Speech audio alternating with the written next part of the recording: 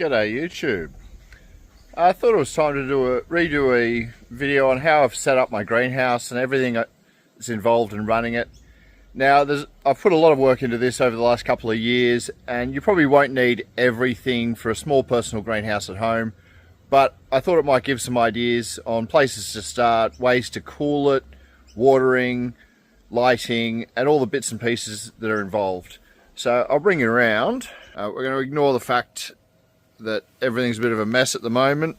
I definitely need to get in and tidy everything up, but this is just a cheap eBay greenhouse kit. It was Green Fingers. Unfortunately, they've changed the design now and they're not as good as this model was, but you know, it does the job for now. I'd love to get a second one squeezed in here somehow. I probably wouldn't go this model again. I'd go maybe a Sproutwell, a better quality one. So let's see a few things I've done here. I've got an exhaust fan mounted. So this is my first stage of cooling. It's a big 200mm fan here, hooked up to a thermostat. You can see it draws air from the back of the greenhouse, and it's up in the ridge as well. Now once it gets 1 degree above my set temperature, this kicks on, draws all that hot old air from the back and the top, and pumps it out here. Sorry, you can see there's just the Inkbird thermostats I'm using. The second part of the cooling, I do have this air conditioner in the corner here. You can see I knocked up a basic shroud for it to direct the airflow.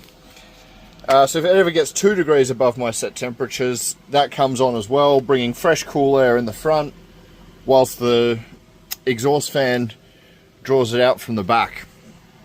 I do have a few of these fans dotted around. You might be able to make out there's another one back there, and there's more further down. That just adds to air circulation. Fans themselves won't actually cool anything. They won't bring the temperature down. It's just about keeping that air circulating and moving. I do want to put a large fan up the top there. I've taken the plants down from there to make space, and I'm thinking of getting a large fan in there, just pushing air through the greenhouse constantly. Before we get right inside, so that covers the cooling aspect. I do have a temperature drop at night thanks to the air conditioner. This runs at 28 through the day, and I think it's at 18 at night. So it's a good drop. Some of the easier highland plants will survive it, but it's mostly intermediate conditions. You see stuff like Predator, Truncata Fipiata there. Veitchii do really well in here for me, and obviously all my seedlings, which is one of my big focuses at the moment. The next one on the list is Humidity. This is my DIY humidifier. It's just a 12 head mist maker. Again, nice big fan that comes on with the humidistat.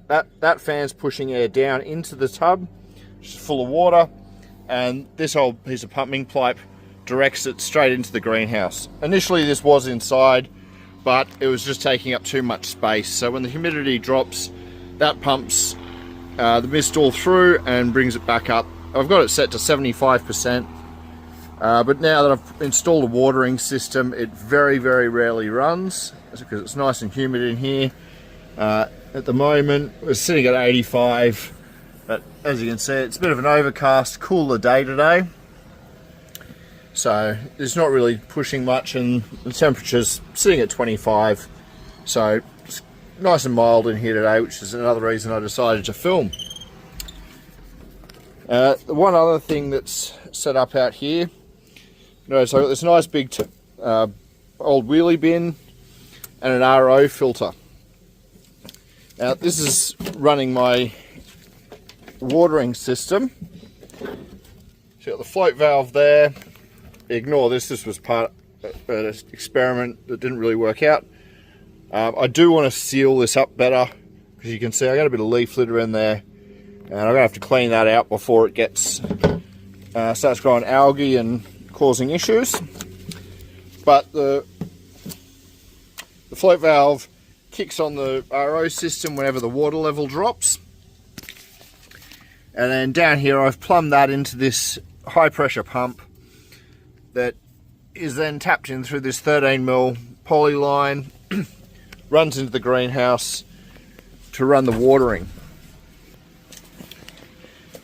Now for that, one mistake I did make is when I brought it in down low here, and I fed this point first, running through the greenhouse.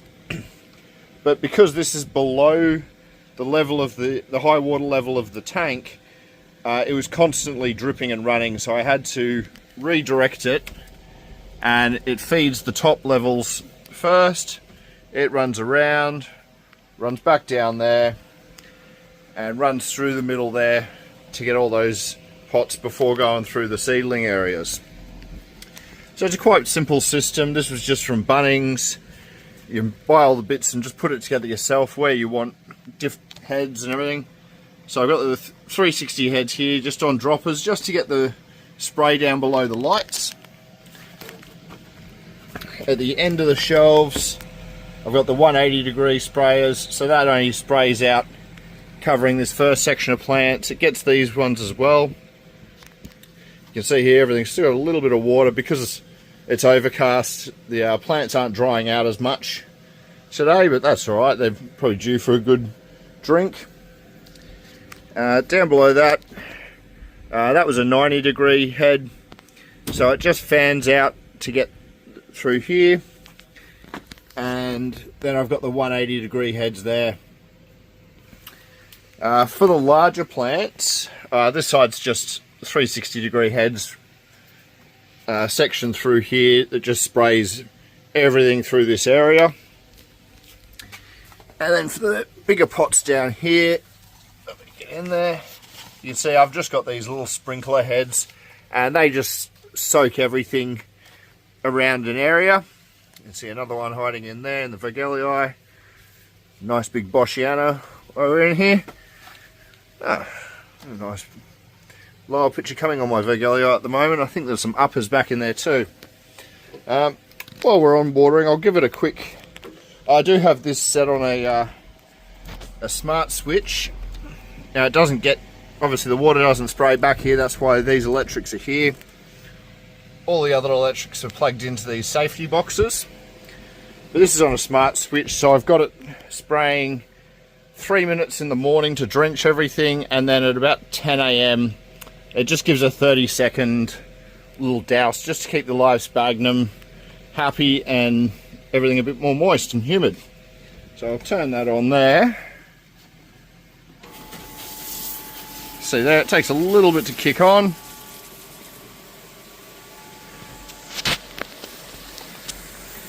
It just soaks everything.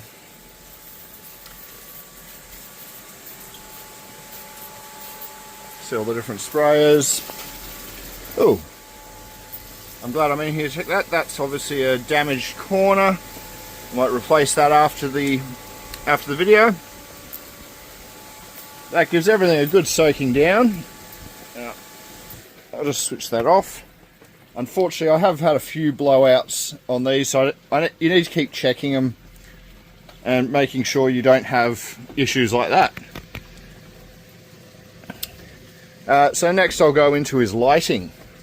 Oh, actually no, before I go into lighting, the other part of my watering system on all my benches, you'll see here I've swapped out, I haven't finished yet, but I did have everything in these trays here, just these open seedling trays.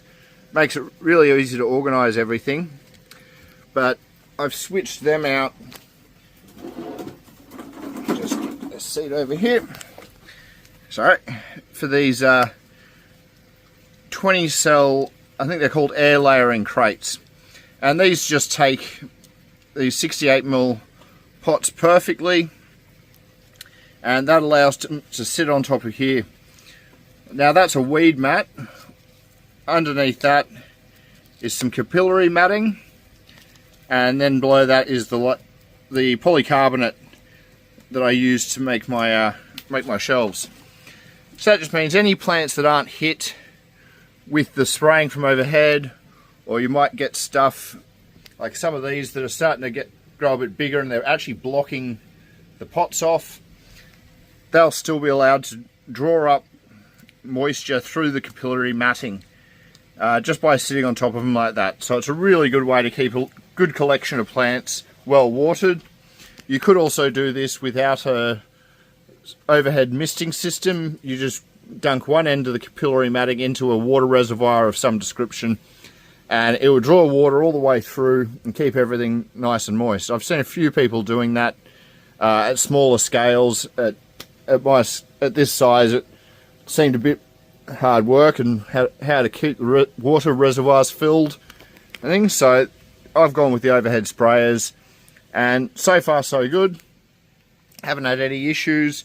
There's always a couple of plants on the shelf that randomly don't get water enough, so I still do come through and water everything once in a while, and I'll flush the pots after fertilizing, stuff like that. And just keep your eye on everything that it's getting enough moisture. So for lighting, I've got my old Mars Hydro TS1000s that you would have seen in previous videos. And these are great being dimmable. You know, that's set at about 30%. You can see there a couple of plants are getting nice tan to their leaves. Unfortunately, this tenuous grew into the light and burnt its leaf. But depending on what you're growing and how far up you've positioned them, you can really crank these up and get a whole lot of light out of them.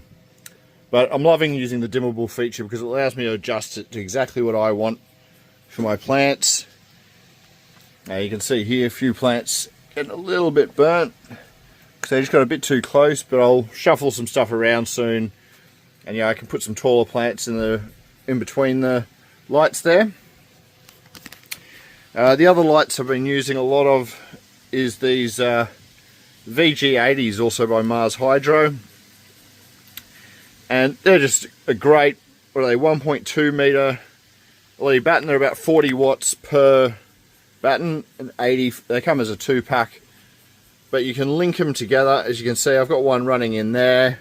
Now that we're in summer, that one there is probably a little bit obsolete, but I've got one down there and one in there.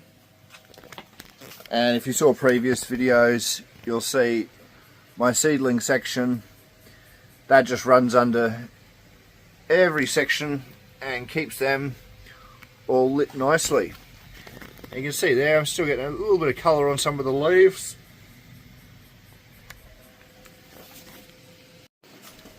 Sorry, I just had a bit of technical difficulty there, so I might just skip. But yeah, I'm getting a nice colour on some of the leaves. Some of the front plants don't get as much, so it's a bit of shuffling to see which seedlings are preferring more light. They'll go in the middle section, and anything that's not liking as much light can come to the edges. You see I did put on these shelves, they've just got a little gutter system here that just draws the water and it runs off the end of the shelves rather than just pouring down onto the shelf below. You'll see there's wires running through. That was just put on to add hanging pots, give me a little bit more growing space. See this gorgeous Veitchii there. This is a nice female cutting. That's absolutely beautiful. I can't wait to get that into breeding, along with my female K Cross M. But that's just stainless steel cable, crimped at each end through some holes, and a tensioner in the middle. Now I will mention, as you can see here, I've got 3 more on this side and plenty of hanging space. I will mention one thing I wish I did do at the start was run a brace from this end straight through the middle, just to give it a little bit more support, because I don't know if you can quite make it up, but because of the amount of plants I've hung here, I've actually crimped the roof and buckled the wall in a little bit, but it's solid enough so it's not going anywhere. And down below here, in all the larger plants, it's a bit messy down here. Nice Gothica, a Rafflesiana next to that. But you can see I've actually flipped some seedling trays upside down And that's just to keep everything up off the ground a bit after I had, through winter when we had tons of rain, all through here, water was just running under my house and through the greenhouse. I never thought much of it, but it turned out all those big pots that were sitting on the ground were drawing up that nutrient-rich water full of mud and worms and all sorts of things, and caused massive problems. You can see here, unfortunately, my big Lolii veitchii is really struggling. It got some really bad root rot. So did the Vogeliis, Platyhylas, and some other big plants. Everything else is coming back, I think, except this Lolii veitchii. I do have cuttings of it, thankfully, so hopefully I can bring that back. And probably the last section is the seedlings, which you've all seen in other videos if you've been following for a while. I start all my seedlings in these domes in 85mm pots,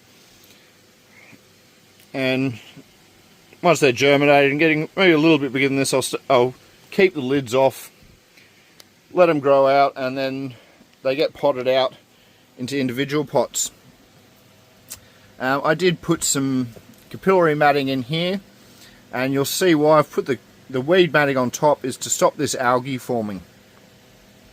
I thought I'd give it a test without it, but as you can see through there, it's starting to build up, so I may have to take them out and just clean the matting off and try and kill that algae off before putting the plants back in. But all this is going to get a reshuffle in the next couple of weeks, so I'm not too worried about that at the moment. Now you can see there I've got more of those air circulation fans, and that's just to keep good air movement all throughout. And I think that's a really important part with nepenthes, especially if you've got watering systems and other things keeping them quite wet. You want that air movement. Don't want the water sitting on the leaves. I don't have as much. I mean, I've just run the system here, but you can see there that's a lot of water built up.